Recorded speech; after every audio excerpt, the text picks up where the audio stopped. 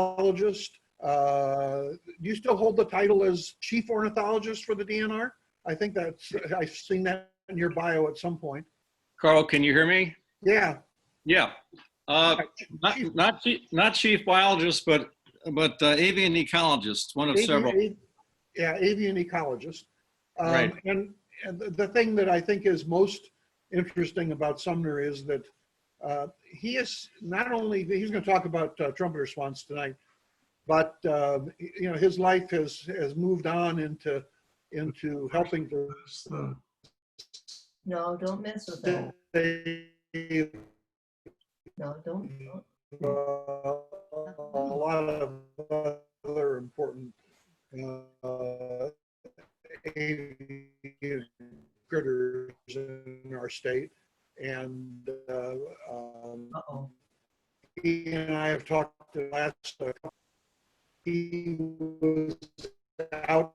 I know, Carl, I don't know if others can hear it, but you're some banding. Go ahead, Sumner. We lucked up a little bit. Yeah, you were distorting there. Yeah. So I don't know what. I'm afraid my connection here is not entirely stable. So we'll just have to work through that. It happens from time to time. Anyway, Sumner is, well, let's put it this way. He spends more time not only on the ground and in his kayak, working to save endangered species in the state, but he's also a pretty good fundraiser, working to help the Atlas and other organizations try and raise the money needed to do important things. So it's been a pleasure to work with him. And Sumner, I'm going to let you take it away at this point. And those of you who are looking at big panels of pictures may want to reduce that now so that you can see the main screen here. Try it. And we'll take it away from there. Okay, so I'm going to mute everyone, and then Sumner, if you want to unmute yourself, then you can go forward. Okay. Is that on? No. Can you hear me? Yep.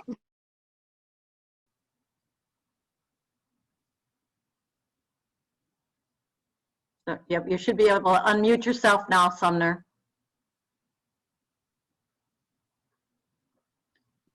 There. How's that? There. Perfect. Okay. So does everybody see the screen? Yep. Okay, great.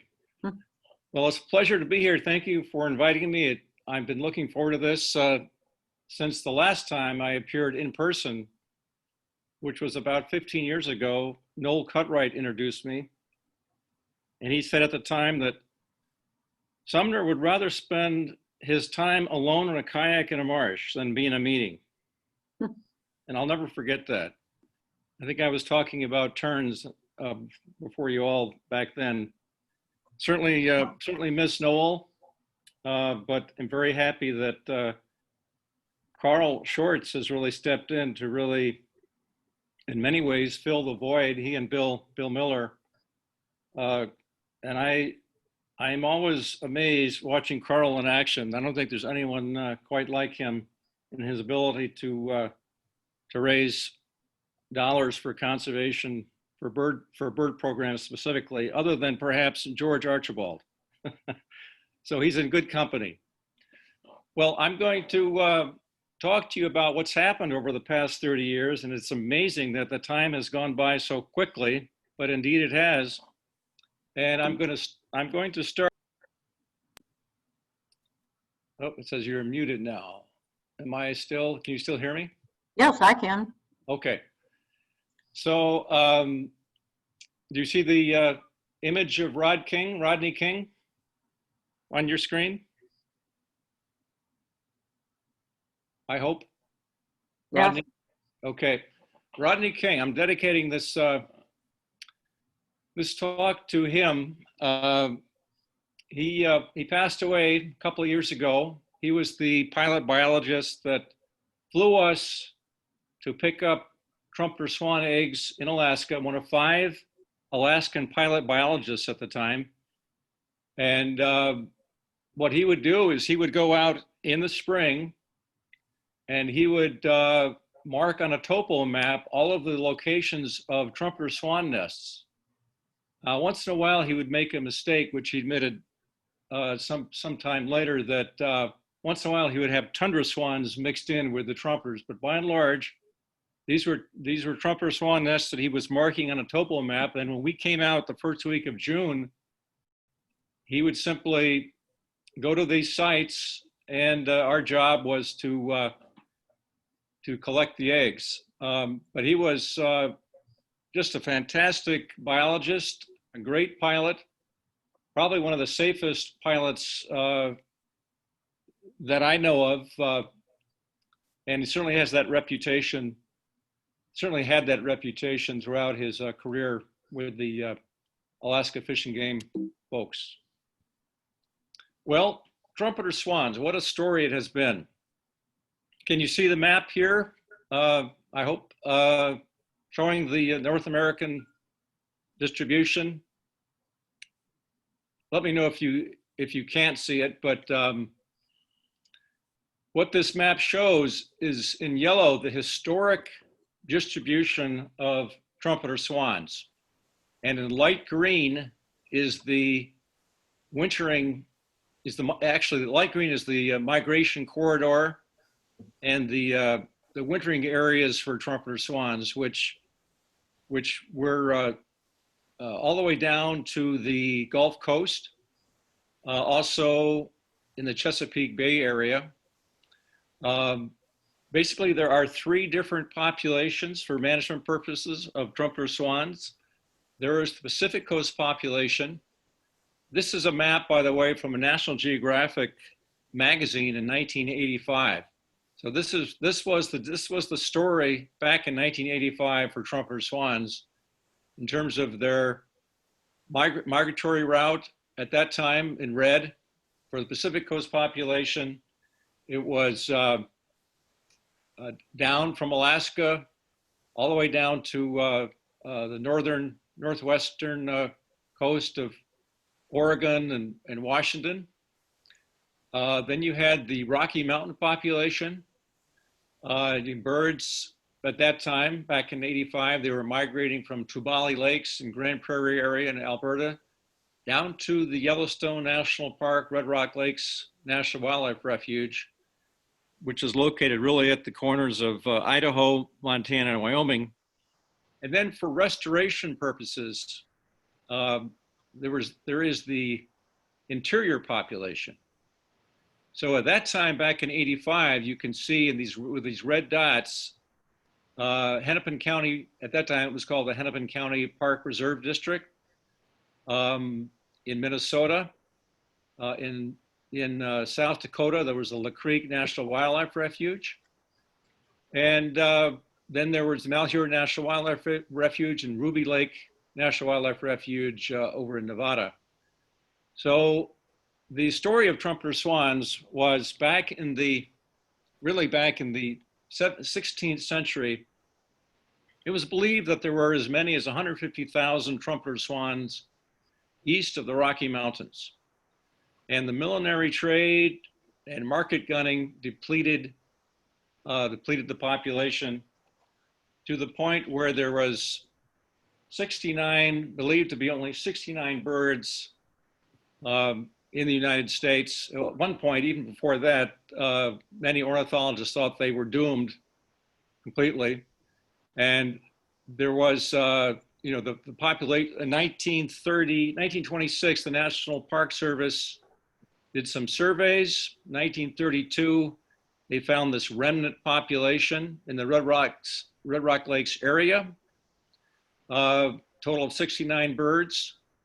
There was nothing in Wisconsin, nothing in Minnesota at that time.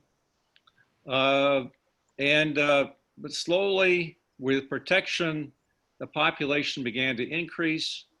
And the first birds were transplanted into La Creek in 1960, then by the mid-1960s into Hennepin County. And these were birds from Red Rock Lakes origin. So you can see from this map, the yellow, the broad extensive historic range of trumpeter swans. Well, in Wisconsin, from the Journal of Father Jacques Marquette, 1673, the river on which we embarked is called Mescosing, Wisconsin. It is very wide. It has a sandy bottom which forms various shoals that render its navigation very difficult. We safely entered the Mississippi on the 17th of June with a joy that I cannot express. Its width is very unequal. Sometimes it is 3/4 of a league or mile, and sometimes it narrows to 3 arpents or acres. We gently followed its course, which runs toward the south and southeast as far as the 42nd degree of latitude, which is northwestern Illinois. And then I have in bold here, we saw only deer and cattle, bustards and swans without wings, because they drop their plumage in this country. So we know from this quote that these swans had to be trumpeter swans because, as you probably all know, I'm sure you all know, we only have 3 swan species that occur regularly in North America. At that time, there were just 2, the tundra swan and the trumpeter swan. And we know that tundra swans are nesting up in the Northwest Territories and in the Arctic. The only species at that time that was nesting in Wisconsin and in the Midwest was the trumpeter. So there's no other bird, there's no other species that this could have been. It had to be the trumpeter. So what happened? I was asked to write a recovery plan back in 1986. And I had a fellow by the name of Tim Andrick, who's now retired, who was a waterfowl biologist at the time, later became an attorney for the DNR, and John Wetzel, a former, also retired waterfowl biologist. Together we drafted this plan, and the goal was to establish 20 breeding and migratory pairs by the year 2000. I want to mention my co-conspirators here. Pat Manthe, who led the field work for the Swan program in the 1990s. Before her was Mike Mossman and Lisa Hartman from the Bureau of Research. And Mike here is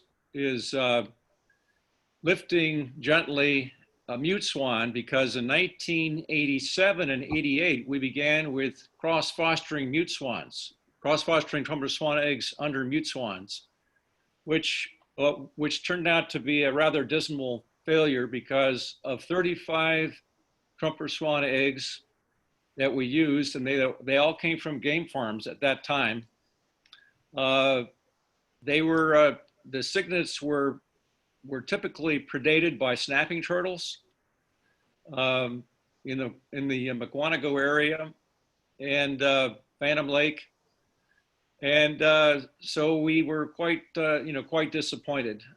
Becky Abel, who was involved right after that with decoy-rearing beginning in 1989, she unfortunately witnessed, she came on board in 88 and witnessed some of the snapping turtle predation and was quite alarmed and depressed by that. But better days were yet to come. Lisa Hartman, Mike's wife to the right, very important, very instrumental in helping with research on trumpeter swans back in the 80s and 90s.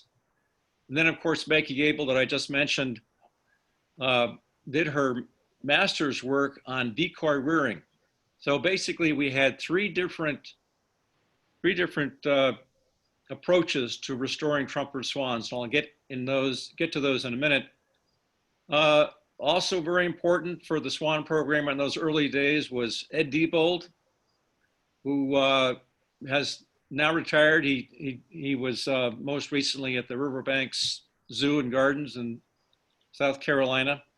But at the time, he was the chief curator of birds at the Milwaukee County Zoo. He was the one that was responsible for the incubation of the eggs we brought back from Alaska, which I'll talk about in just a minute. And then to his right is Randy Jurewicz, my non-game section chief, who was very instrumental in supporting the program. Okay, from 1989 through 1997, Mary and Terry Kohler with the Windway Capital Corporation, among their other business enterprises, flew us in this jet. I had never been in a private jet before, so it was quite something. Well, how did this come about? In 1987, I met Mary for the first time on a trip to China. I was co-leading a ICF expedition to study wintering cranes, and Mary was on that trip. And at one point during this trip, we were taking some excursions to visit some of the refuges that were being established by the Chinese. And at one place, we were crossing a very shallow stream, and there were two Chinese gentlemen in front of her and two behind. And I was right behind the Chinese gentleman, and the one that was just actually in front of, that was just behind Mary. And she unfortunately slipped and fell on her keister.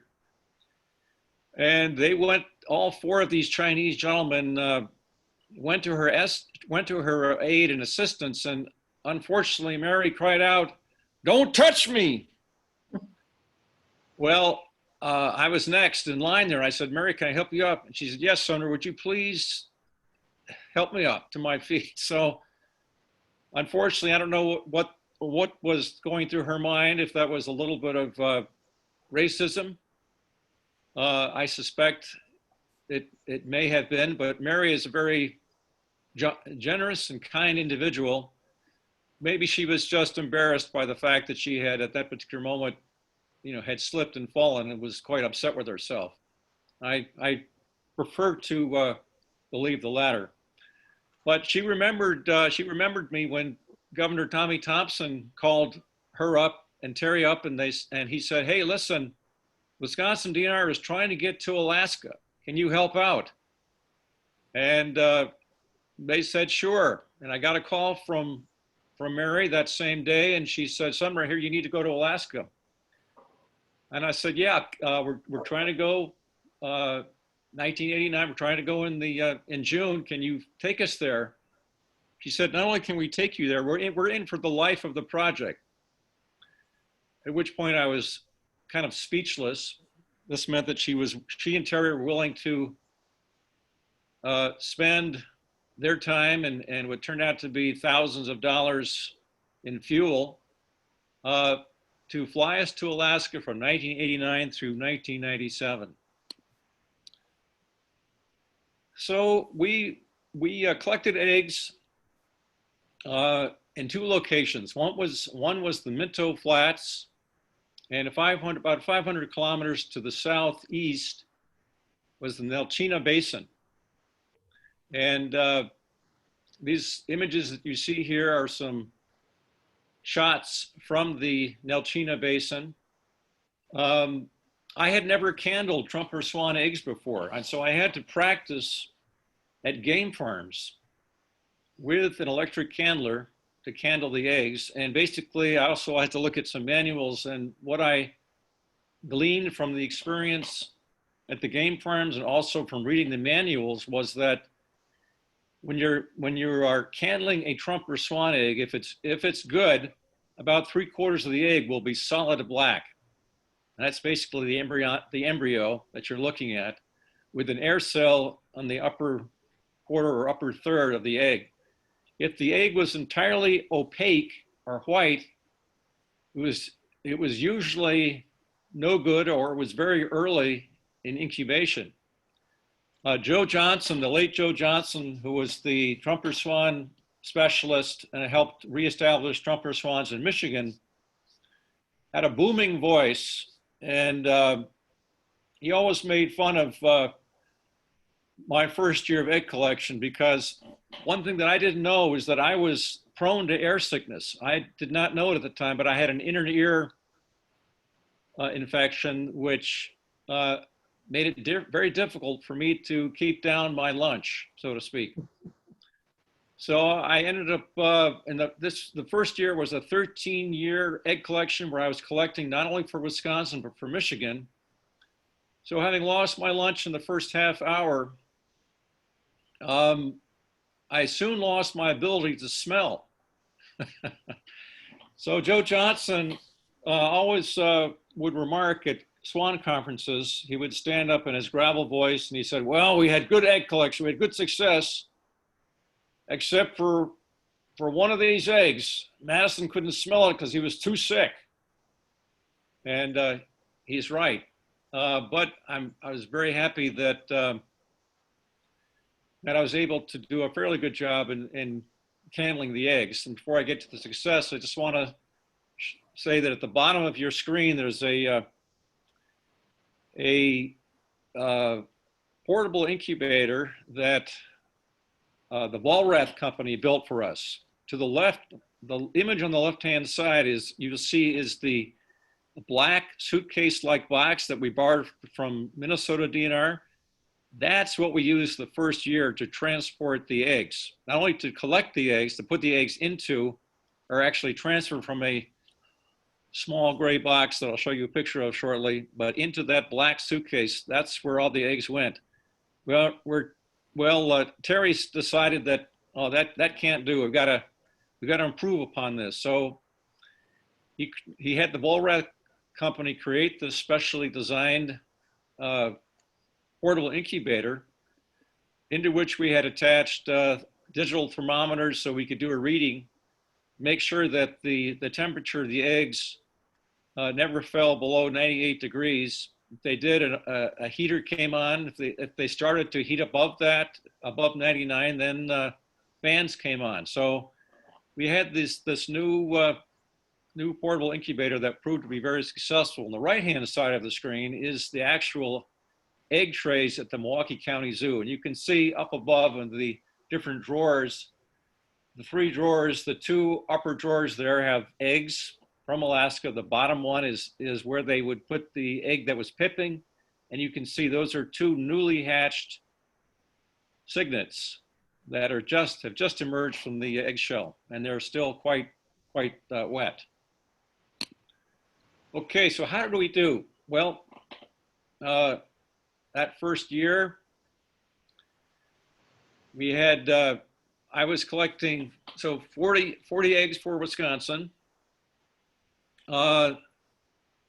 37 of 40 hatched out, 37 were collected. Now, 30 Trumpeter Swan eggs were collected. 3 turned out to be Trumpeter Swans.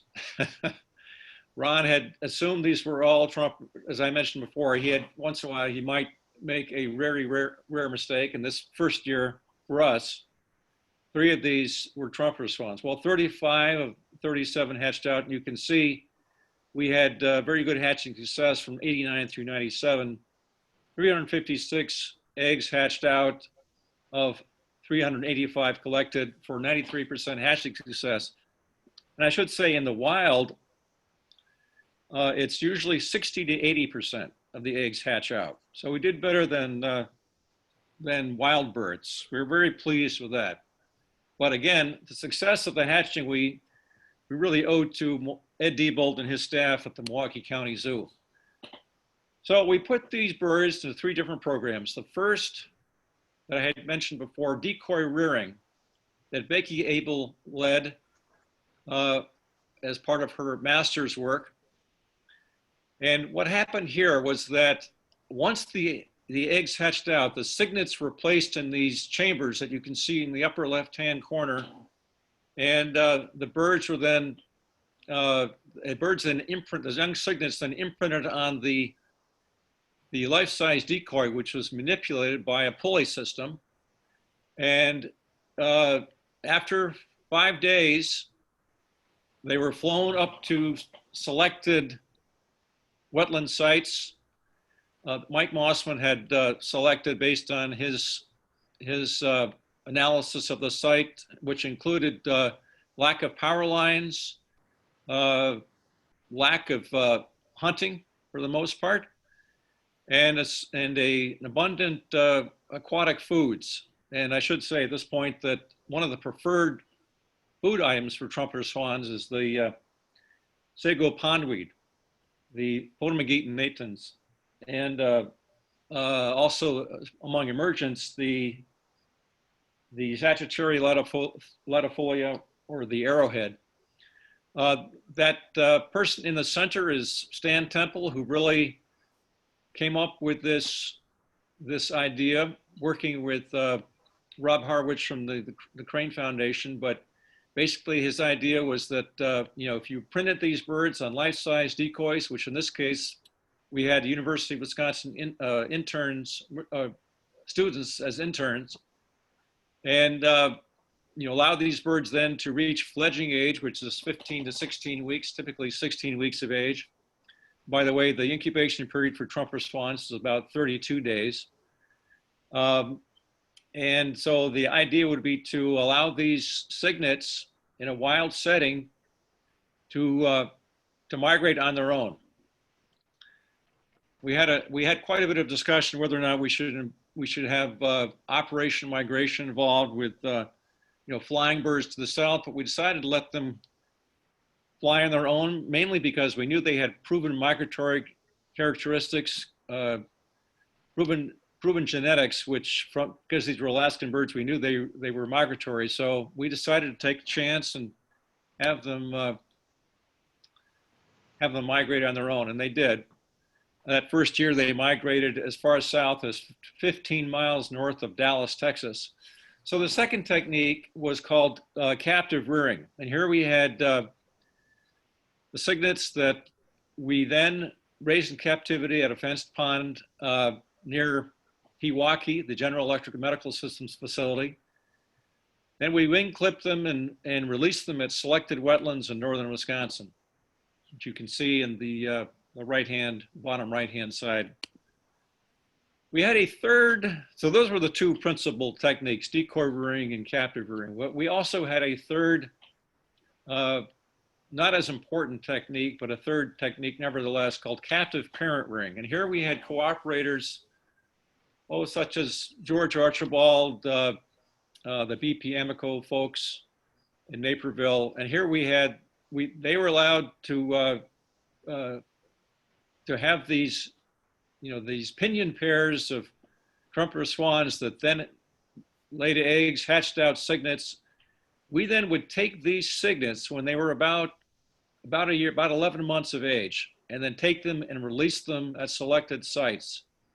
So these were the three techniques: decoy rearing, captive rearing, and captive parent rearing.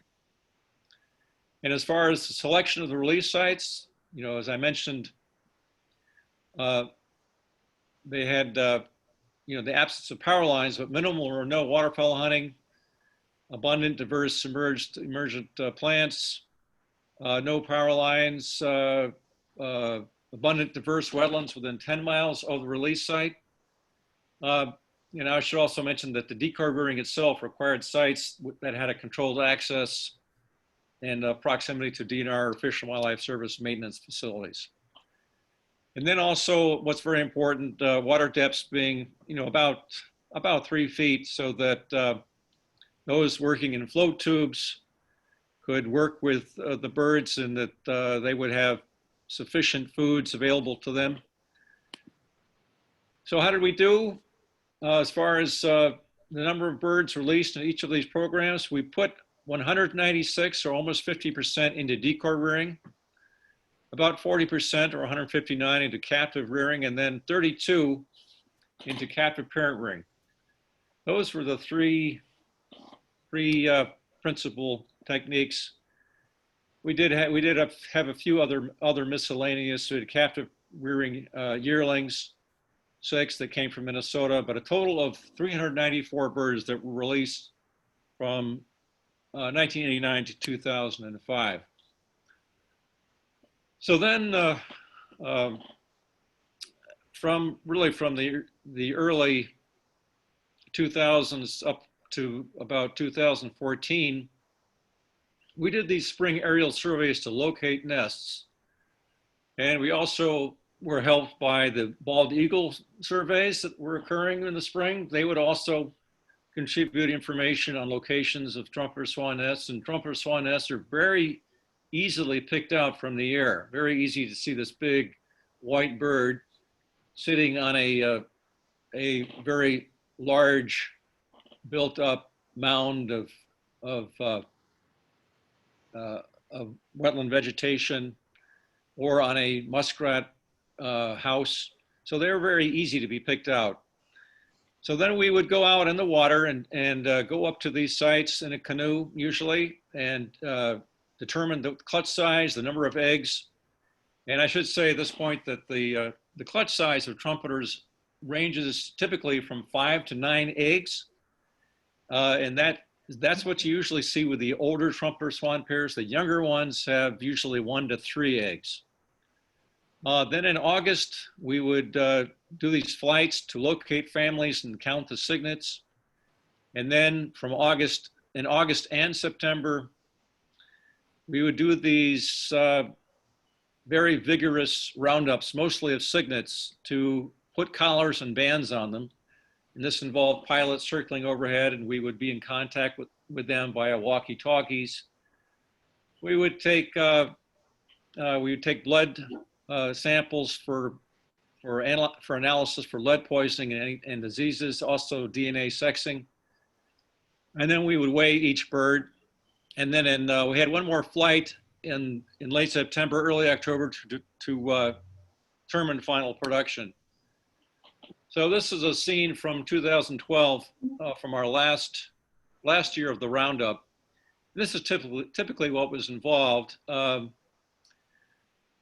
Kayaks would chase the cygnet down, and then you would not need a net. The birds, basically you just reach out and grab the cygnet by the lower part of the neck and pull it towards you, lift the body into the kayak, and then the kayak would transfer that to a nearby canoe. It was also part of the roundup.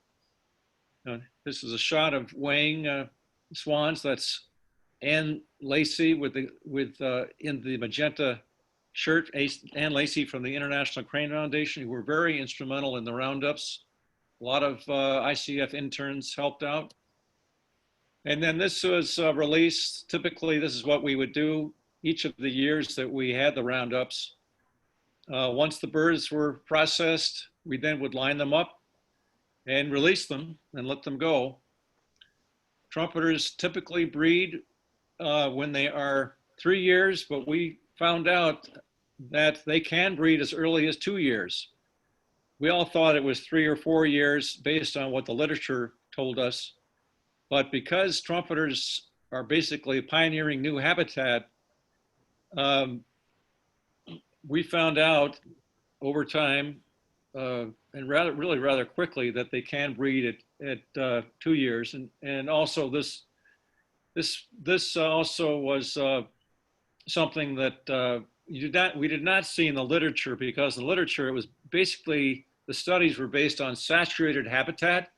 So basically they were dealing with older birds anyway, more established pairs, older pairs. This is the last roundup of the group. You can see how many people are involved. This involves ICF interns, also DNR technicians, wildlife managers, private folks from the area. So how have we done? Well, since '89, by the year 2014, 6 years ago, we had just over 250 nesting pairs. Our goal, as you recall, was to establish a breeding and migratory population of at least 20 pairs by the year 2000. It was kind of a little bit of a nervous situation in 98, 99, and we had a fluctuation between 17 and 18. Actually, in 97, we had 18, and then it went down to 17 and back up to 18. So we were all a little bit nervous. Well, the year 2000 rolled along. We had 44, more than double the population, and more than double the population goal. And then since then, the population has increased exponentially. So we had, at that time in 2014, over 250 nesting pairs. So in 2014, this was a distribution of these 253 nests by ecological landscape. And you can see that, that the large percentage was basically in the northern part of the state, especially in the Northwest Sands, the Crex Meadows area, where we had our first releases, about 61%. And then in the rest of northern Wisconsin, through the north central forest, the forest transition, the highland, Vilas County, et cetera, we had about 21%. And then in the central sands area, Sandhill area, Necedah area, about 13%, and down in southwestern Wisconsin, about 4%, and then in the southeast, just a few, 3 at that time, a total percentage of just about 1%. This is just a map that shows each of these dots is a nesting pair. You can see the concentration in the northwestern part of the state. You can see all the different counties where we've had trumpeter swans at that time.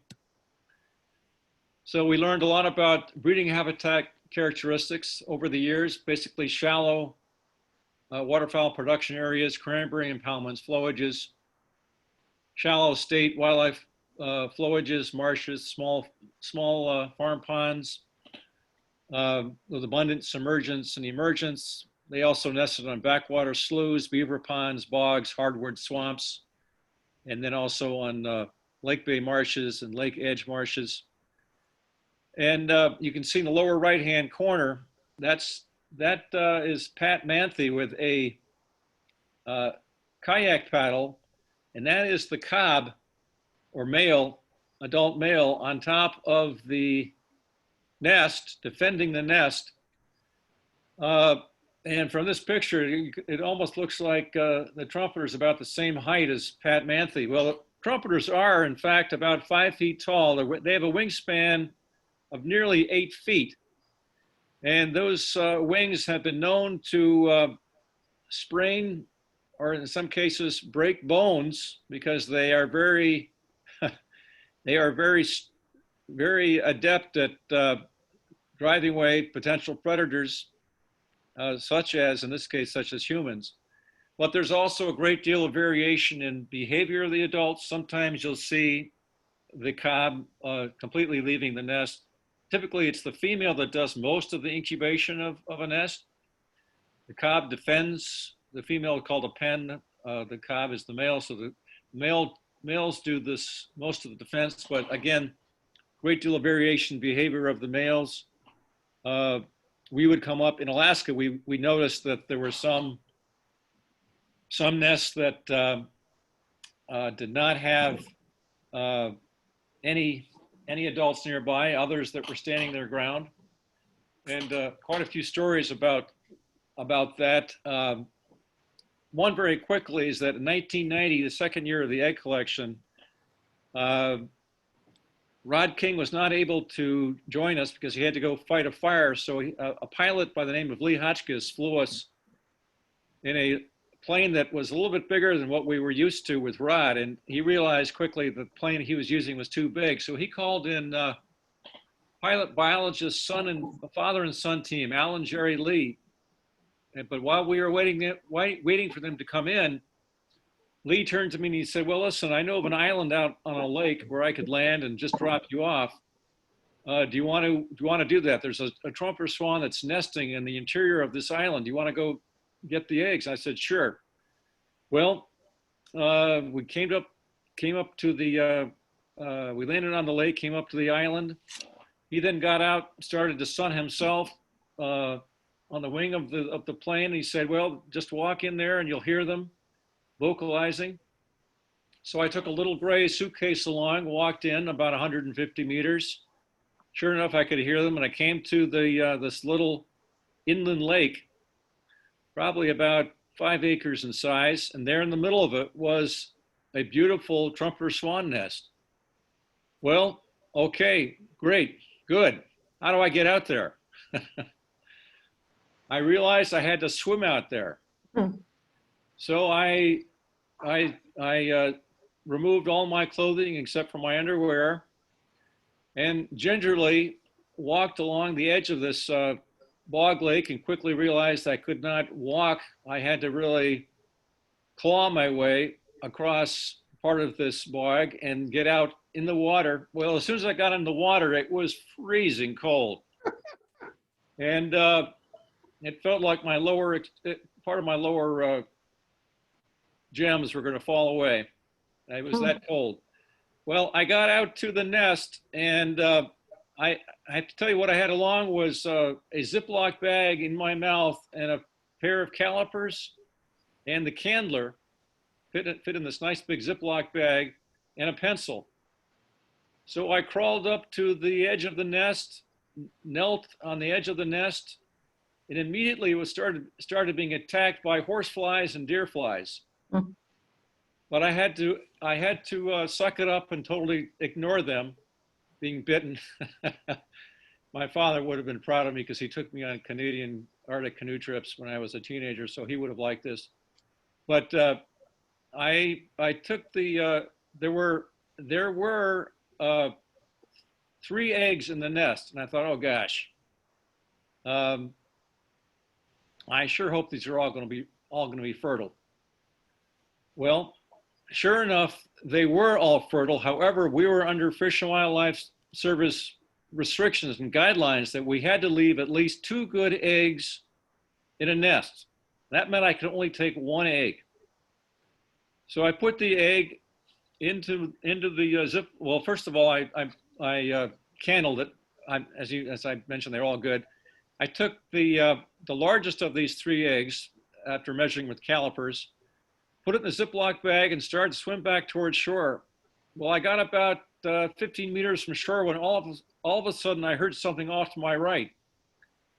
And oh my God, what is that? Well, I got to to where the upland began, but I realized I couldn't step on anything. I had to literally crawl out of this bog into the upland. And as I pulled myself up, I was dripping with sphagnum and other plants from the bog. And I looked over to my left, and there was a bull moose chewing its cud. And I quickly went through in my mind, my little biocomputer, what I had learned about moose.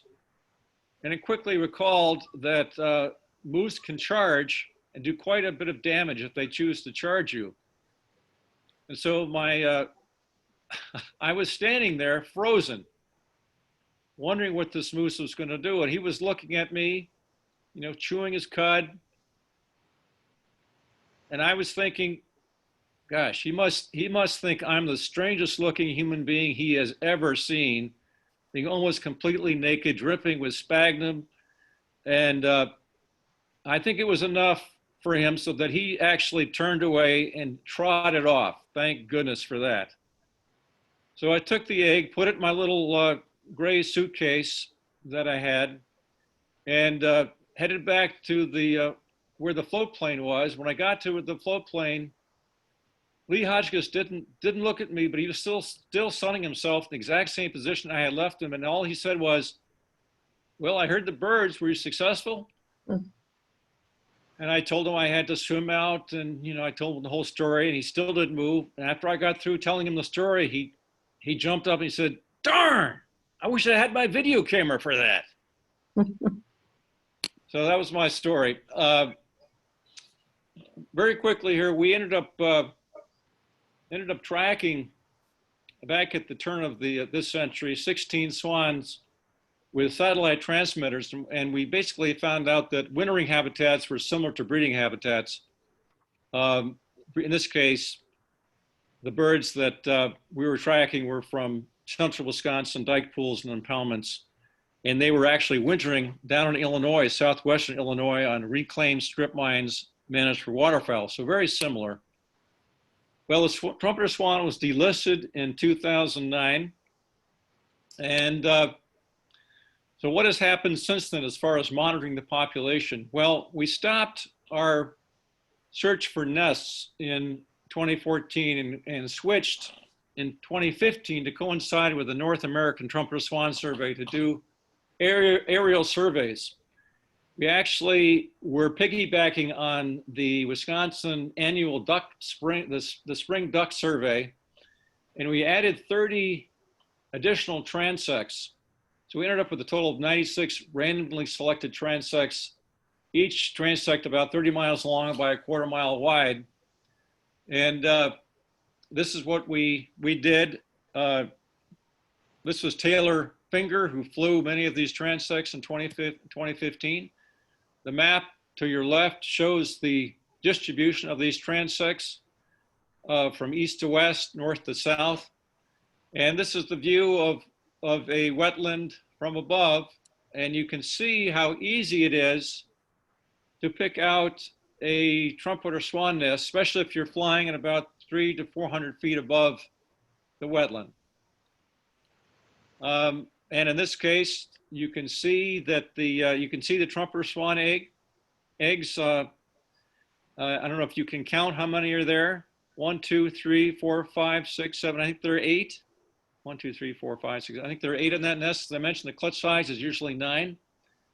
Well, what have we found out in 2015 and since 2015, including last year, 2019?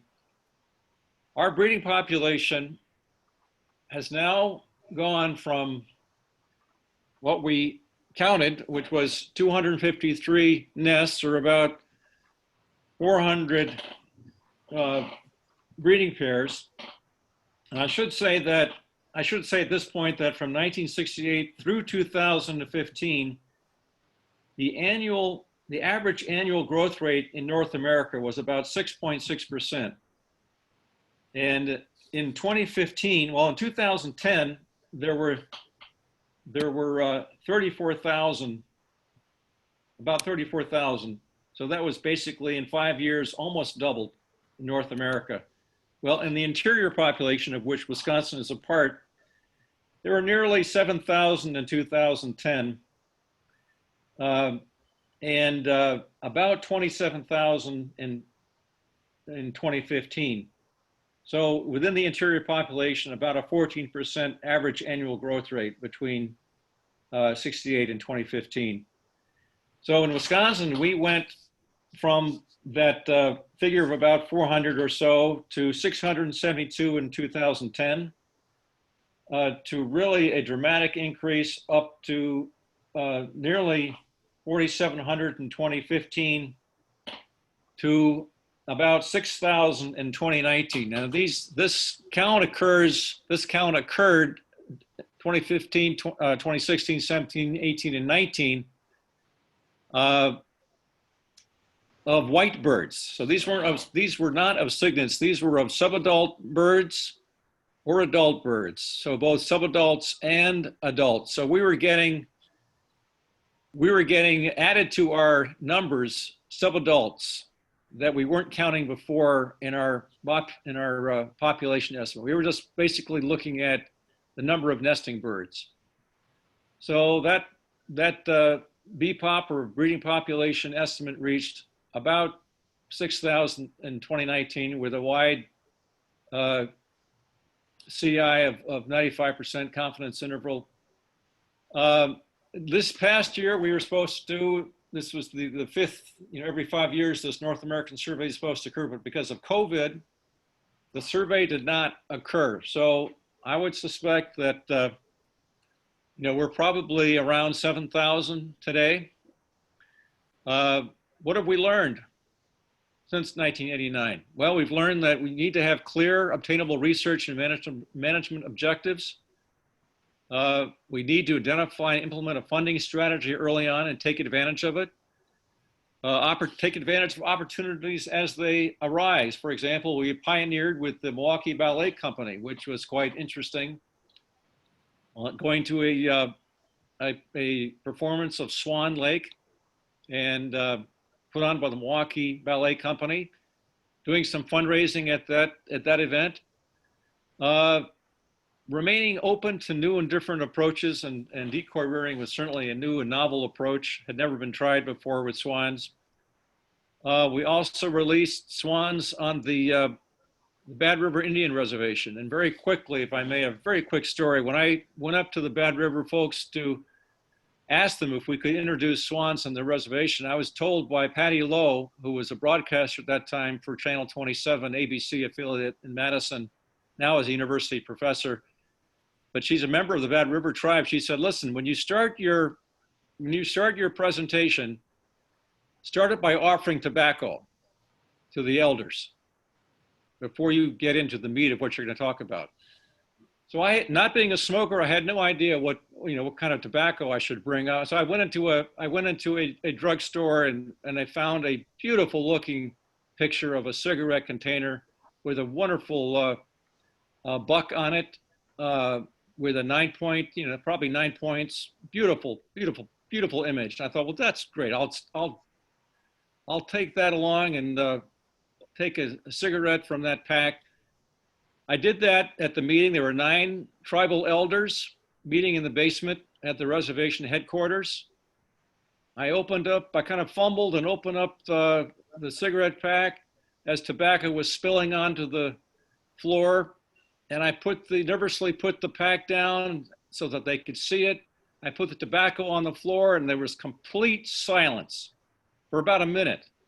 At which point I was turning scarlet red and starting to perspire quite profusely.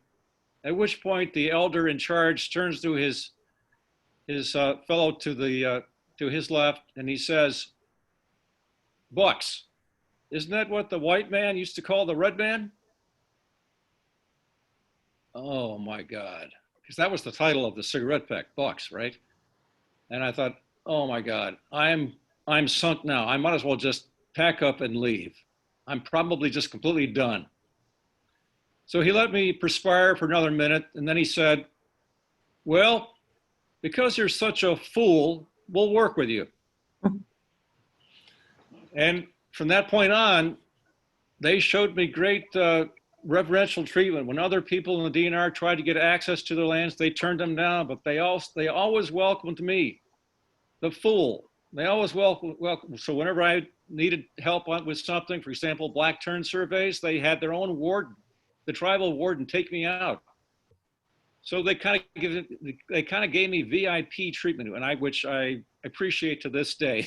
So you never know when you give a presentation, you never know if you're just being straightforward as you can and you're making an effort to satisfy the folks. Well, it can pay off. So we've had over 700 partnerships. We've learned to celebrate the success. We've persisted in visualizing, and realizing our goal. We've had many program partners that are listed here, from the Fish and Wildlife Service, Trumpeter Swans Society, Natural Resources Foundation, Milwaukee Zoo, the Zoological Society. You can see they're listed here. Timpanuca's STCP was very important in funding several years of interns, UW interns. Bad River, as I mentioned, cranberry growers.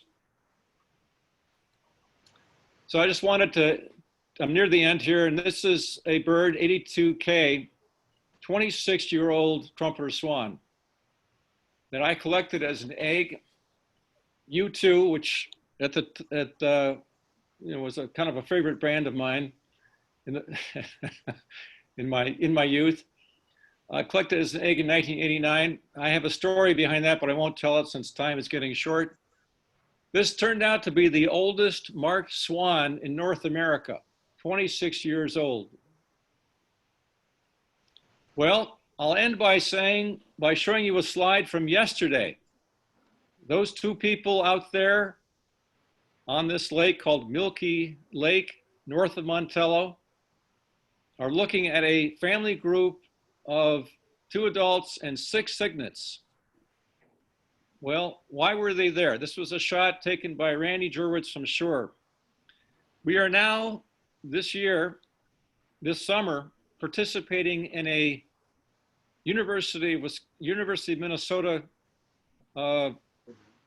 coordinated regional migration ecology study of trumpeter swans to find out more about wintering habitats, to find out more about survival. The sample size is large enough to find out where these birds are going. So in Wisconsin, this involves 10 birds, 7 adults, and 3 cygnets. So yesterday was the day of capture of the 3 cygnets. This is picture of Hillary Thompson, and one of the 15 people that helped out from ICF. Annika Ritchie to her right, Kelly Kearns, botanist with Bureau of Natural Heritage Conservation, and to her right, Ann Lacey from ICF. This is Taylor Finger, who's putting a band on one of the cygnets. And by the way, I should quickly mention that I was asked to coordinate this roundup of the cygnets, and I selected this lake because it wasn't very big and it had this rather substantial number of cygnets, but I didn't know, I had no idea when these eggs were hatched out. We were quarantined until mid-June, actually to the 19th of June, weren't allowed to get into the field. So I had to kind of guess the ages of these cygnets as I was watching them grow. And I started watching them grow when I estimated they were about five weeks. Well, what happened was when we all took to water, as we were approaching this family group, all of a sudden, all 8 birds lifted off the water. And I thought, oh my God, what's my boss going to say to me now? But less than 30 seconds later, the 6 cygnets came back down to the water. They weren't fully feathered. I guessed that their age at the time was about 14 weeks. I was probably about a week off. Probably about 15 weeks, which means that they will probably fledge sometime toward the end of this week. So we kind of lucked out on this day. And here is Grandpa with a cygnet coming into shore and being towed by Hillary Thompson of ICF. Now, typically, as I mentioned, you would hand off the cygnet to a nearby canoe, but I was the last one out of the water yesterday afternoon. So without any canoe to hand the cygnet off to, I had to be towed into shore for the first time. That had never happened before. And as we were approaching shore, being just about the last watercraft to get off the water, what did I see about a mile away? A beautiful lightning bolt flash. So we knew a storm was coming, and so we very much lucked out. No sooner had I gotten onto to dry land that the heavens opened up. Fortunately, we had a tarp set up for processing the birds, and so we all remained dry. And we released these birds back in about 45 minutes, 30 to 45 minutes after they were all processed. So this is the last slide. And if there are any questions, be happy to entertain them. All right, so Sumner, if you would stop sharing your slides, and then people who would like to ask questions can unmute themselves and go ahead and ask your question. Sumner, I'll kick things off by asking you the biggest question I've ever had. One of your early slides said your original goal was to have what, 20 Yes. breeding pairs? Did you ever think that in 2019 you'd have 6,000, 7,000 swans on the Wisconsin landscape? Well, I have to answer that by saying that I wasn't even sure if I was going to be live by 2020. Yeah. Yes, I was never in my wildest dreams imagined that we would reach that number of 5,000 or 6,000. And actually, when we were we were approaching 2,000. We were all quite nervous, or approaching 20. We were all quite nervous that by the year 2000 we would see 20. And as I mentioned before, we're very happy that there were 44. Yes, to answer your question, it's been a really stunning success story by a great number of individuals. And I should say that the current population in the IP is now around, we estimate probably around 30,000, with the lion's share of those in Minnesota. So it's been an overwhelming success story. No single individual is responsible for success. It's really, truly been a team effort involving the public and private sector.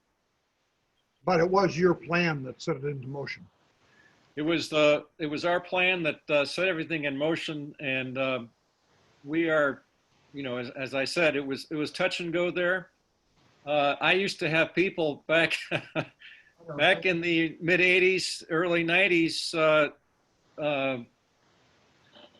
kind of criticize what we were doing, so we would never reach 20. And when we got to 44, those same people came up and started slapping me on the back, say, "Hey, this is great. How are our swans doing? I see they're doing great. Hey, that's fantastic." So I quickly realized that there are always going to be doubters naturally in any group. I myself was among those. I wasn't sure, but I think it helps to, as with anything in life, to persist and to visualize your goal and to be patient.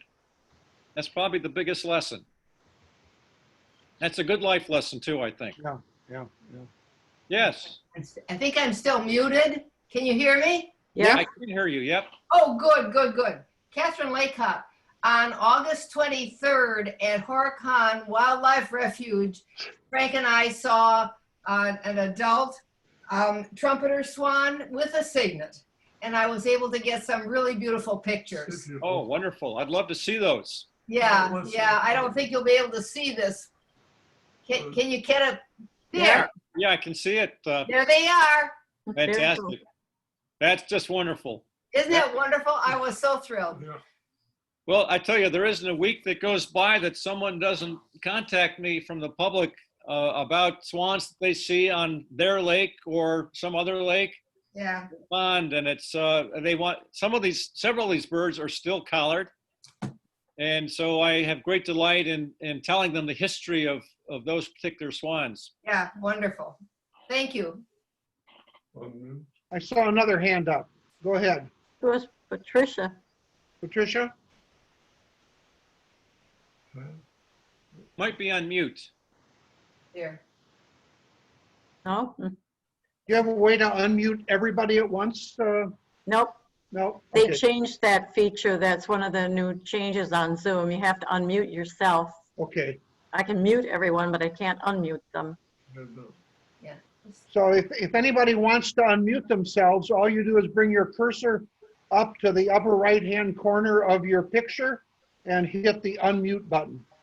Yeah. Or maybe I can unmute them. Hey, Carl, this is Jerry. Hi, Yeah. Gary. Yeah, I had a question for Sumner.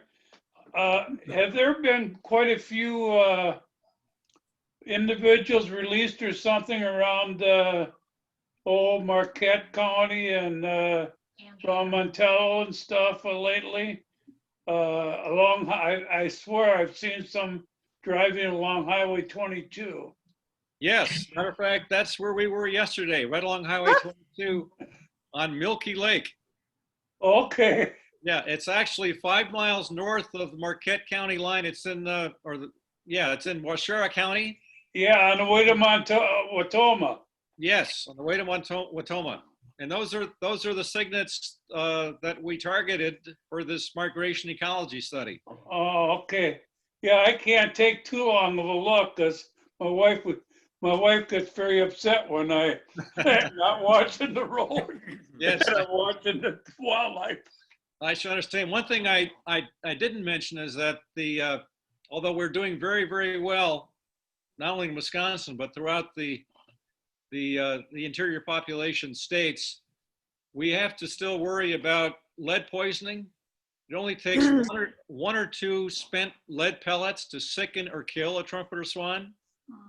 So they are especially vulnerable in wintering areas. That's why one reason I think we see the numbers increasing so well is that trumpeters establish a very faithful migratory tradition. So once they complete an annual cycle to a wintering site and come back in the spring and have their cygnets survive, they return to that same site year after year after year.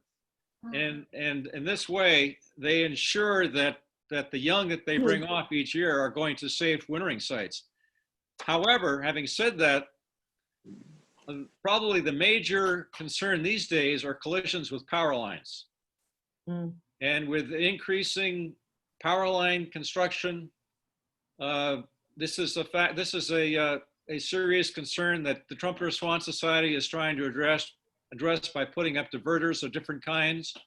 We put up some diverters up in central Wisconsin, but you'll see more conservation efforts going in that direction in the coming years. Well, I think one thing also up here, I noticed that they're dropping a lot of the power lines underground, so we don't have anywhere near. I've lived here now 20 years, and unbelievable change in how many power lines have been dropped down. Of course, you still get the big major ones, though. Yeah. Right. Sumner, let me ask, where do most of the trumpeter swans in Wisconsin spend the winter? How far are they migrating? Yeah, that's a good question, Nick. So that first year, when we were wondering whether decoy-rearing would work, they migrated down to 15 miles north of Dallas, Texas. But most of our birds are wintering in southern Illinois, southwestern Illinois, or in Missouri, Indiana. We also have had some in Ohio. We've had some birds as far west as New Mexico, as far east as some of the Atlantic coast states, but for the most part, they're going down, reestablishing the migratory tradition that they had back in the 17th, 16th century. So we're seeing, as the numbers increase, we're seeing them increase more along that Mississippi flyway corridor. But we hope that this current study will shed even more light on that. We have Ohio, Iowa, Minnesota, Michigan, Wisconsin, and even Ontario involved. And I think Manitoba as well. So we'll get some good information from the number of birds that are being outfitted this year and next year. In Minnesota alone, they put satellite transmitters on 40 individuals. Our goal is to have 10 from Wisconsin. We got the first 3 yesterday. And we'll see what the sample size turns out to be after next year. Great. Well, we will make a special note to not let 15 years go by before we have you back again, both for an update on this and also to let you have a chance to talk to us about some of your other work as well. Yeah, I think you would probably like to hear at some point about the black-necked stilt. And I would indeed. We have quite a few good pictures. We've discovered these colonies at the Horicon National Wildlife Refuge. It's really the only place in the upper Midwest where black-necked stilts are nesting in any large number. So we're very excited about that. Be happy to talk about that at some point in the future. Two things that I've heard birders say. One about black-necked stilts is that the nearest place that you could see as many black-necked stilts as you can see around Horicon is someplace like the Great Salt Lake area. Right. I don't know if that's true, but that is true. Yes, that is true. So we're really fortunate here in the Midwest, especially in Wisconsin, to have really in one area being the refuge, to have so many nesting pairs. We had 32 this year total. Wow. The other anecdote from birders is that when I started birding seriously about the same time you started this project, the late 1980s. And in my early years of birding, I asked one of my fellow more knowledgeable birders. We were out looking at some swans in the late spring, and I said, "Is there really a good way to tell trumpeters from tundra swans?" And they said, "Yeah, the trumpeters have those green neck bands." Those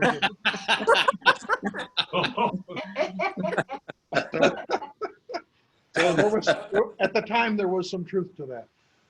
Yeah, so the real answer is the best way to tell them is through their vocalization. So they get their name, the trumpeter, from because they sound a little bit like a French horn when they're honking, Yeah. and hence the name. Whereas tundra swans sound like a pack of baying hounds, more high pitched. Interesting. Other than that, they are larger than tundras. So, but when they're in the air, they're difficult to tell apart. But also, in 80% of tundra swans, you see the yellow spot in front of the eye. Yeah. And then, and as far as trumpeters, a characteristic diagnostic feature is the salmon-colored stripe on the lower mandible. Yeah. The gape. Okay, I want to make 2 plugs for Sumner. One, we want to thank him. I tried to send him our usual honorarium for his appearance with us today, and he told me no, that I should indeed make it a donation in his name to the Breeding Bird Atlas Project, which is something that the Bird Club appreciates, especially because the Bird Club itself has been one of the major supporters of the Breeding Bird Atlas. Over the last 6 years, we've donated more than $5,000 to the Atlas project. The other thing I want to do is do a promotion for a new book. Thank you. I was waiting for you to do it, but I was prepared in case you didn't. This is a new book called A Field, and it's by Sumner, and it's called Portraits of Wisconsin Naturalists Empowering Leopold's Legacy. I should back up a little bit so you can see the whole cover. I'm not all the way through it yet, but it is a truly astounding book. And how many decades have you been at work at this? Well, I began work on this in 1979 by interviewing Sigurd Olsen at his cabin on Listening Point. And I've been working on it off and on over the last 40 years. And so it includes 18 chapters, chapter on Increase Lapham, Francis Zur, George Knudsen, Jim Zimmerman, Ruth Hine, the Hammerstroms, Sam Robbins, George Becker, Lori Otto, Francis Hull, Bill Volkert, Leroy Latour, Lois Nestle, Marion Moran, Joseph Martin Rose, who's a Native American elder up in the North Country, Michael Van Stappen, Eric Epstein, and then of course Sigurd Olsen. And these were all, except for Increase Lapham and Leroy, these were all interviews I did with them over the years. And I had no intention of writing a book, but a friend of mine said at the turn of the century, he said, "Matteson, what do you do with all those tapes of all those naturalists?" And I said, "I don't know, probably donate them to the Wisconsin Historical Society." And he said, "Why don't you write a book?" I had no idea how to do that, except Studs Terkel. I saw his book working, which had interviews, with different workers, and I thought, well, that could work. It's a good book. I will.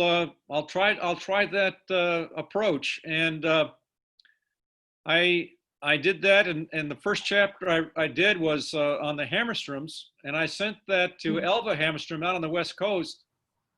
Didn't hear from her for 6 weeks, and was worried that she thought it was just a piece of dung.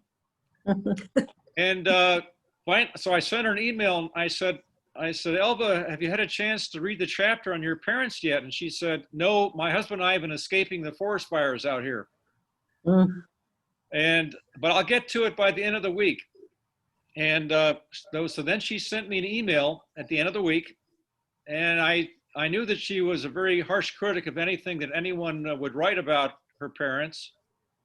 And so I kind of looked with one eye at the monitor, my email, and I had the other eye, kind of askew. And I started reading what she said. And the first sentence was, first words out of this from this email was, I was very disappointed. Oh. At which point I looked down at my legs and I looked at my hands. I thought, well, Sumner, you've asked for this. You want this kind of feedback. Come on, read the rest of the sentence. So I put my head up. I was very disappointed that you did not bring in Aldo Leopold immediately in the chapter. But I saw that you brought in Aldo a little bit later. And by the time I finished the chapter, I realized you had a gem. So I thought, I didn't feel elated. I just felt great relief.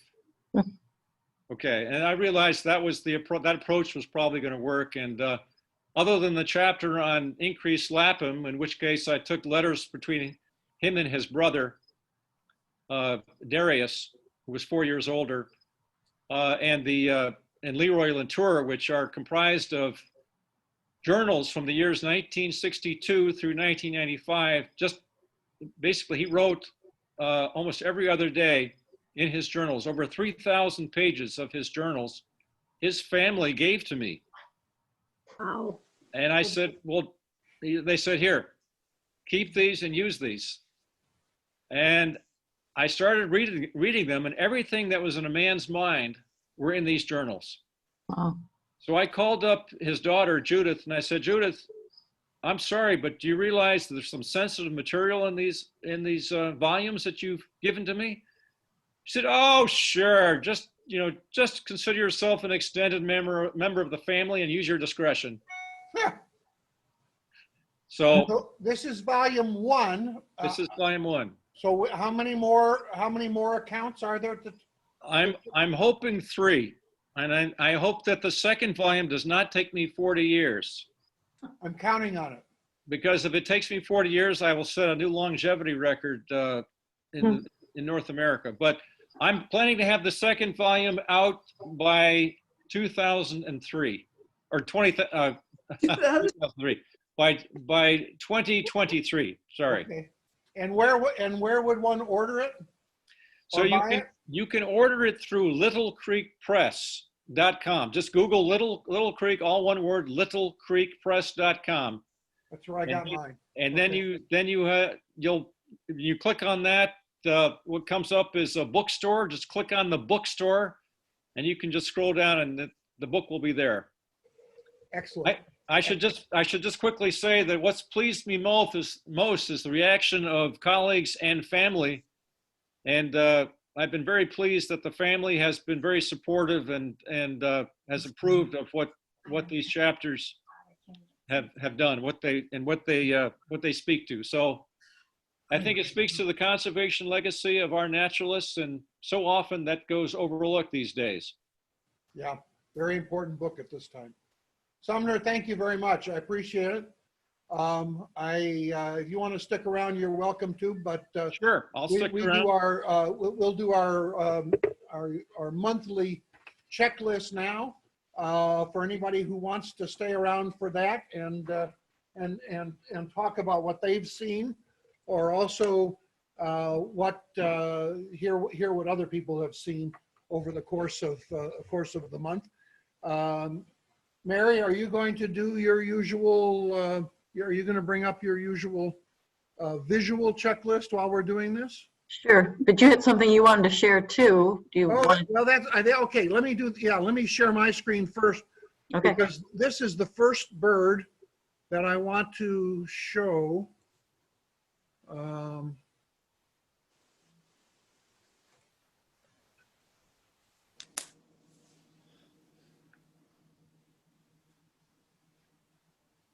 If everybody should be able to see this, this would be a rare month in which we had a golden eagle reported for our club area. Matt Learned sent me this map that is a movement track of a rehabilitated adult female golden eagle that was released in Craig, Colorado on the 7th of July. Is being monitored as part of an effort by the U.S. Fish and Wildlife Service to estimate survival rates of golden eagles that have been rehabbed and re-released. And this, if you follow the blue line from Colorado on 7 July, this eagle wandered up through the corner of Wyoming into Nebraska, due north through South Dakota, almost due east across North Dakota, Minnesota, and Wisconsin before it took a sudden foray up to the shore of Lake Superior and then back down along the coast of Lake Michigan and right over us before it was, the track ends in Chicago. And I don't know why the track ends, but that's a rare month that we can add a golden eagle. And Matt said, I shouldn't miss up the opportunity to do that. So I'm going to stop sharing, and we'll add that bird to the list. And I think I may have to write that one in fact. No, actually, it is on the new updated WSO list. Did anybody see it? It was on not that I know of. It was purely a telemetry track. Okay. But Matt said he thought that because it was absolutely verified to have been in our area, we should count it. And I thought people would be interested to see that sort of thing. Hey. It brings to mind, of course, those of you who have been supporters of the Western Great Lakes Bird and Bat Observatory that Noel founded will be interested to know that our MODIS telemetry project, which is helping track birds that fly through Wisconsin in migration, now has 10 towers in working. A new one came on board in July at near Goose Pond, maintained by the Matteson Audubon Society.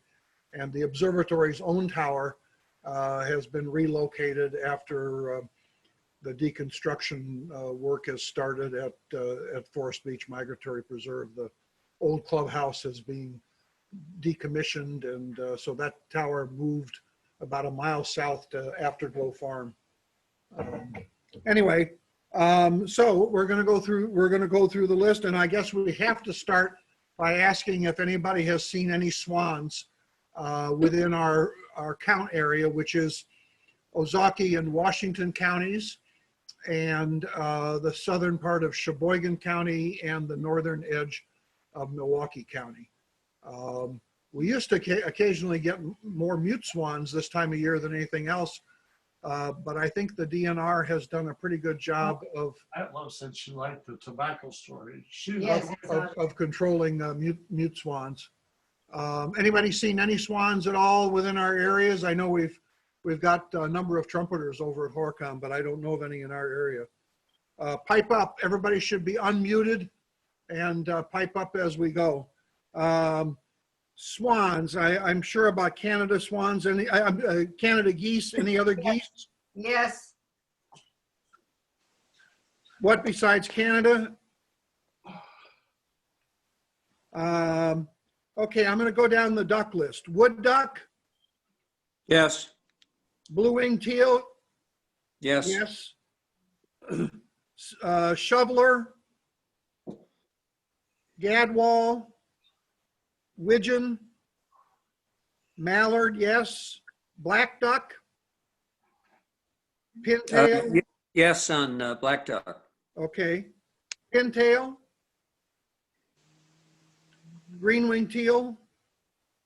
Marilyn, are you unmuted?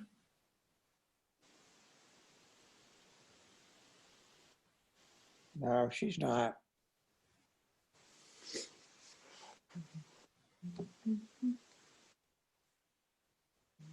I still got Marilyn on here. Yeah, Marilyn's on here. Ask to unmute. Did that work? Yep. Yes. Okay. Good. Green wing teal, canvasback, redhead, ring-necked, any scaup? What about the mergansers? Hooded, common, red-breasted? Red-breasted, I can say yes. Any ruddies? Bob white, partridge, pheasant? Yes. How about any grouse? I can report that grouse were seen out at Forest Beach.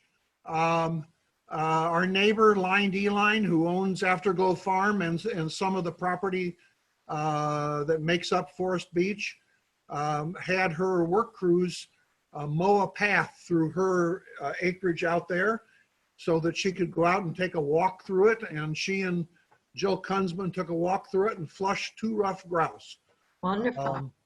And those are the first two grouse I've heard about in Ozaukee County in several years. I don't think I've got them on a bird club list in forever.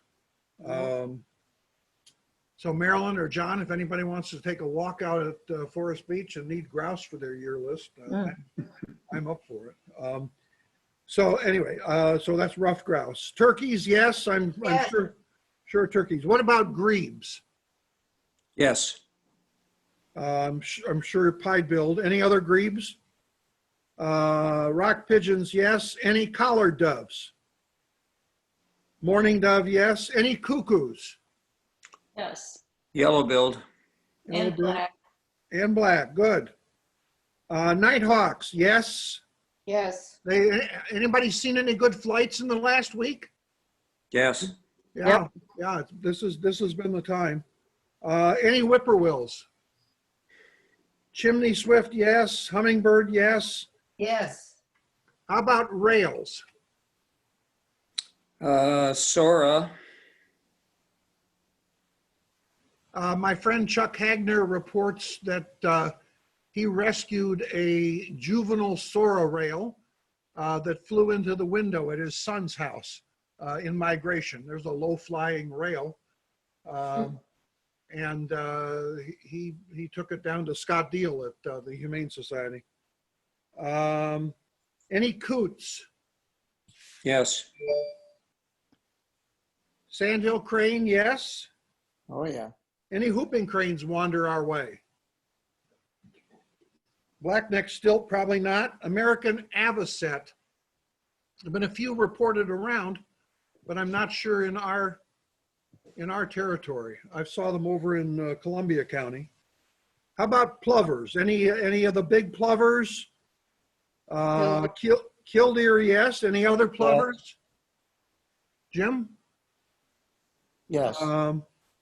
Sandpipers, upland, whimbrel, godwit, turnstone, red knot. Several red knots being reported, but not in our areas. Out in Walworth County and Manitowoc County, yeah. Stilt sandpiper, sanderling, dunlin, purple bairds, least, white-rumped, buff-breasted. Buff-breasted are going through right now too. They've been seen. You need a pretty good sod farm for those mostly. Pectoral. Yes. Pectoral, yes. Semi-palmated. Yes. Any dowitchers? Woodcock. How about snipe? Wilson snipe. Spotted sandpiper, yes. How about a solitary? Yes. Lesser yellowlegs? Yes. Willet. So Willet was reported today at the impoundment up in Manitowoc. If anybody wants to see shorebirds, that's a good place. The Corps of Engineers started filling the impoundment again with a lot of fresh dredge spoils, so there's a lot of mud up there. Greater yellowlegs. Wilson's phalarope. What gulls? Ring-billed and herring. Any other gulls? Bonaparte. Bonapartes, good. What about terns? Any terns in our area? Caspian. Caspian, yeah. Still a good number down on the breakwaters in Milwaukee, a little south of our territory. Any loons? Cormorant, yes. Any pelicans? Yes. Any bitterns? Great blue heron, yes, I'm sure. Oh, yeah. Great egret, Yes. snowy egret. A whole bunch up on the Berlin Marsh up near Green Lake. Little blue, tricolor. Any cattle egrets? Any cattle egrets? Green heron. Yeah. Yes. The territory though. I don't know. It's too far north, I think. Black crowned night heron. Or west, too far west. Again, down at the down along the lakefront at Juneauville at Juneau Lagoon. Ibis turkey vultures, yes. Oh, yeah. Anybody have our local osprey? Yes. Northern harrier, Yes, sharp shin, yes, Coopers, yes. Yeah. Hey, butthead. how about a bald eagle? Oh, yeah. Yes. Yes. Red shouldered, broad winged, Yes. red tailed, yes. What about owls? I can contribute an eastern screech that I heard just this morning in my own yard. I was in the neighbor's yard across the street, but he was doing a series of different calls, the whinnies and. Carl, we had a Swainson's hawk the other day at Cedar Grove. Oh, wonderful, wonderful, Sue. Thank you. I didn't think to read that one off, but appreciate that. I forget you're up there. So screech owl, great horned, yes. Yeah. Barred owl. Yes. Yes. I can contribute one of those as well. It's amazing what you sometimes hear. I was over at Doctor's Park along the lakefront early in the morning, and just out of nowhere, I got a "Who Cooks for You All?" Just one hoot. Long-eared. Any saw-whets? Be pretty early. Kingfisher, yes. Yes. So red-headed woodpecker. Yes. Yes. Well, good. That's become more regular. Red-bellied, yes. How about any yellow-bellied sapsuckers? Yes. Yeah. Yes. Yes. I hear a yes. Yes. Okay, yes. Downy, hairy, flicker. Yes. Yes. I had flickers breeding in my Yes. neighborhood this year. Any piley? Carl, I had a question. Yeah, who had a question? Jim? I had a question about flickers. Yeah. We've had, here in Cedarburg, we've had one male and 5 young males. I have seen no females. Is that common that this year that there haven't been that many female flickers? I'm guessing if there were young It ones, seems there was like- at least one female around, but I don't know.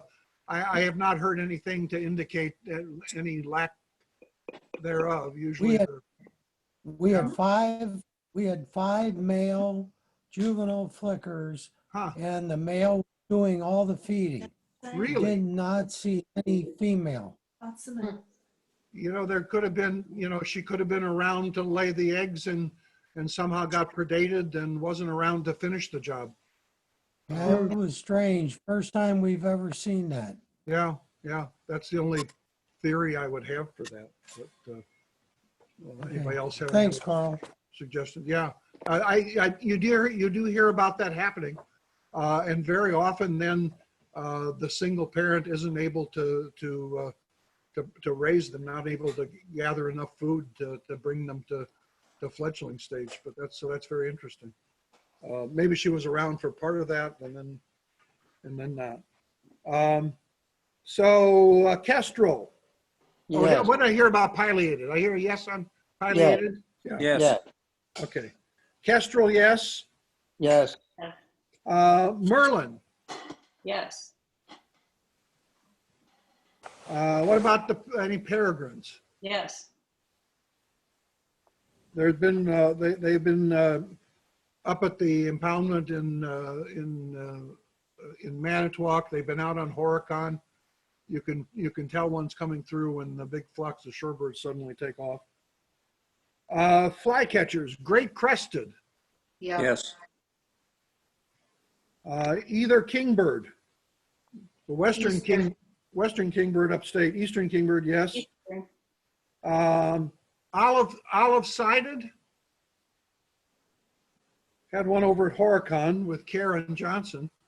Peewee, my peewee's still around. Yes. Anybody have any yellow bellied coming through? Marilyn, that's one you usually get. I've seen reports, but I haven't had one myself. Acadian, alder, willow. Yes. What about least? What about least? Yes. Yeah. Yes on Acadian, Okay. and yes on Willow. Okay, I should slow down.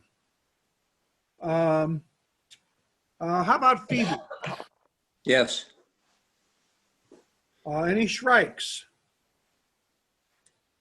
So what vireos besides red-eyed? Any other vireos besides red-eyed? Philadelphia. Oh, good. Yeah. That's what I said when I saw it. Yeah, whereabouts? Willow, I've got them. They've been hanging out in my property. Nice. Wow. Any other vireos? Okay, blue jays, yes. Crows, yes. Any stray ravens? What about horned larks? A little less visible this time of year. Any purple martins still around? Yep. Tree swallow, yes. Roughwing, Yes. bank, the least common of the bunch. Cliff, yes. Barn, Yes. chickadee, yes. Any titmice? Yes. I can claim both nuthatches at my feeders. Yep. Anybody else got some red-breasted around? Yep. Yeah, they seem to be. Red-breasted and purple finch seem to be really common so far this fall. I had to go up to John O'Donnell's to get my purple finch, but I keep watching my feeders and hoping. So what about wrens? My house wrens seem to have departed. Carolina We wren. still have, My house wrens are still here. Okay. Yeah. Ours too. yes. Who said Carolina? I had a Carolina wren today at Schlitz, yesterday at Schlitz, and over the weekend at Harrington Beach. Wow. Yeah, Wow. that's what I thought too. You're getting out still. Well, I'm trying. Yeah. How about gnatcatchers? Yep. Kinglets, any kinglets? So bluebirds, Yes. Yeah. any other returning thrushes? Swainson's. Wood thrush Okay. and veery. Wow. Now, are those your bog residents? Both of those? House residence for the wood thrush, veery at the bog. Okay. Okay. Great. John has a very, very, very birdy property. Any catbirds? Or a bit. Yep. Okay. How about brown thrasher Yes. Mm-hmm. and mockingbird? Turn this off. I had to go to Door County to get one this year. Starlings, yes. Cedar waxwings, yes. Okay. House sparrows, yes. Any pipits? So the finches. Marilyn mentioned purple finch, house finches.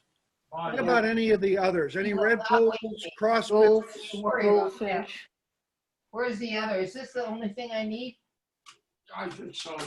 What about pine siskin? Those two appear to be showing up in some places. Any long spurs? How about towhee? Eastern Yeah. towhee? Yes. Yeah, So sparrows, I'm just going to go down the list. I'm going to ignore tree sparrows. They couldn't possibly be here yet, I hope. yeah, Chipping sparrow, yes. Yeah. clay colored, Yes. Yes. field, Yes. vesper. I had one of those. Lark, lark bunting, savannah. No savannas. Ooh. Grasshopper, Henslows, LeContes, Nelsons, fox. Swan? Henslow's. Okay. Fox, song, yes. Yes. Lincolns, swamp, Yes. white-throated. Harris's. When did that Harris's at Mequon leave? March, I think. February or March, probably. Okay, all that long ago. Okay, I lost track. Any Juncos? I hope not yet. I hope not. Any chats? It now has its own spot in the list, no longer with the warblers. Yellow-headed blackbird. Bobolink, Yeah, I think, yes, eastern meadowlark, yes. western, orchard oriole. I know Tom Utek still has some in his yard. Yeah, Yep. we had one here. Okay. And Baltimores are still around. Yeah. Red wings and cowbirds. Yes. How about rusty? Any brewers? Don Quinten's had one at Schlitz for 3-4 days it hung around. Okay. They've been common down in Racine County. People out finding them while they're looking for buff-breasted sandpipers. Mm-hmm. Grackles, yes. Okay, now I'm going to go down the whole warbler list because people are reporting a number of different warblers, and if Maryland's been out, then I'm sure we'll have some. A couple, Ovenbird, yes. Yes. worm eating. Reported in Lake Park, I saw. Yeah, That's south of where. that, yeah, that Audubon guy from Indiana. Yeah, Brad Baumgartner. Mm-hmm. Well, there's a new face on the birding scene. Yeah. The head of the Indiana Audubon Society, because of the pandemic, has moved to Milwaukee to be with his Significant other. significant other. Yeah. So we have the Indiana Audubon Society being run out of Milwaukee, but we're getting a lot of good birding reports. He keeps finding willets along the lakefront, and I keep showing up a day late. Any water thrush? Yes, northern. Yes. Golden winged, blue winged, black and white, Yes. Yes. prothonotary, Tennessee. Yes. Yes. Oh, interesting. I knew they were back in Bayfield, but I didn't realize they were already down here. Orange crowned, Nashville, Yes. Connecticut, Morning, Yes. Kentucky, common yellowthroat, Yes. Yes. hooded, red start. Yes on hooded. Okay. Red start, Yes. Yes. Kirtlands, Cape May. Yes. Yes. Despite the fact that the DNR wasn't able to do much work, the preliminary count on singing males showed that it was another pretty good year. in Wisconsin, and they now are being reported in 6 different counties. Good. The How many counties did they nest in though? they have no idea. Just All they- Adams? One assumes so. There were no nesting surveys, Oh, okay. but they were larger numbers were found in a couple more counties now, Marinette Okay. particularly. Mhm. But there were no nesting surveys. There were the pandemic restrictions. Cerulean, Perula, Magnolia, Yes. Yes, Bay-breasted. yes, I still need that for the year. Blackburnian, Yes. yellow, Yes. yes, chestnut-sided, Yes. yes, blackpoll. And that's another one I missed this spring. Black-throated blue, palm, pine, yes, I'm fine. yellow rump, yellow-throated, prairie, black-throated green, Canada, Yes, Wilson's. Was your Yes. Canada a migrant, John? yes, at the house. Interesting. Okay, tanagers. Scarlet, Yes. how about summer? Cardinal, yes. Rose-breasted grosbeak, yes. Anybody get up to see the blue? I know the blue grosbeak's still there. Indigo bunning Yes. Yes, and dick thistle. Yes. Who said yes? I said yes. Sue, thank you. Very good. Thank you very much. That for an August list, that's a great list. We've had some people who have been out doing some birding, and I thank you very much for doing that and for being here as well. Our October program, it may be a tag team between, I got to get this email up again here. Julia Robeson is our scheduled speaker. She wants to do she is going to do a presentation on Walk to Sustain Our Great Lakes, but she may be having her partner on that walk and the co-founder of that Walk to Sustain Our Great Lakes, Alyssa Armbruster, may give the presentation, depending on whether or not Julia gets back from a rare opportunity to get up to Pictured Rocks National Lakeshore.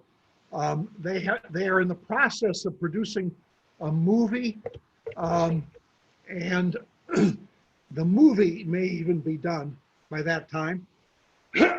Otherwise, they'll be doing a slideshow presentation. But that's a wonderful thing that they did. This great walk in Bill Miller's sort of mode from Milwaukee to Lake Superior. And I hope you will join us on October 7th for that show. Anybody else have anything more to do? Oh, and I should tell you one more thing. The November program has changed. Dan Wondrock has been ill and won't be able to do it. But Chuck Hagner, the former editor of Birdwatching and the author of the new ABA field guide on the birds of Wisconsin, is going to be our speaker for our November meeting. So 2 good programs yet to finish out the year. Mary, do you have anything more you want to say?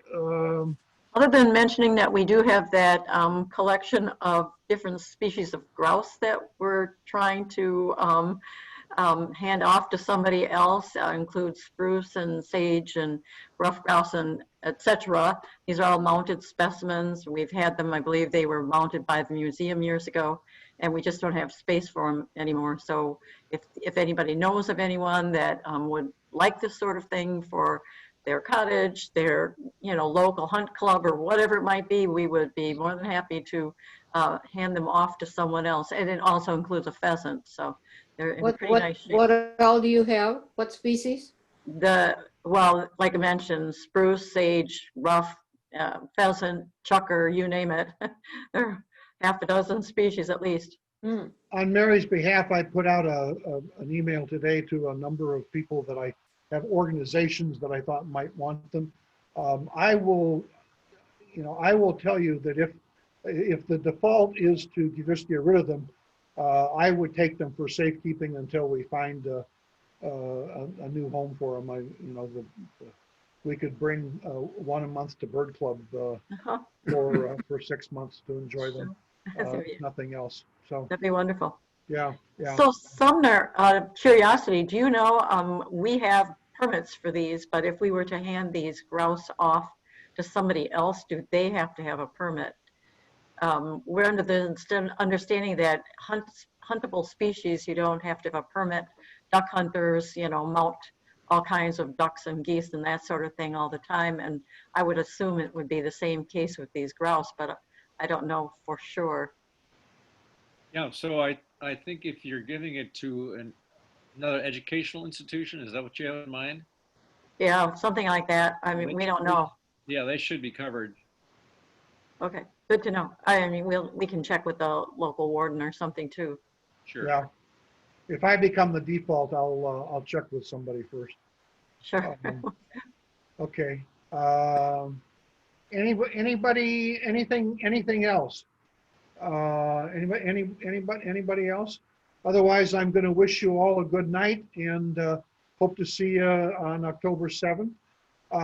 Hey, Sumner, can I ask you a favor while everybody else clicks off or hangs on? I have one thing I wanted to tell you about yesterday's meeting.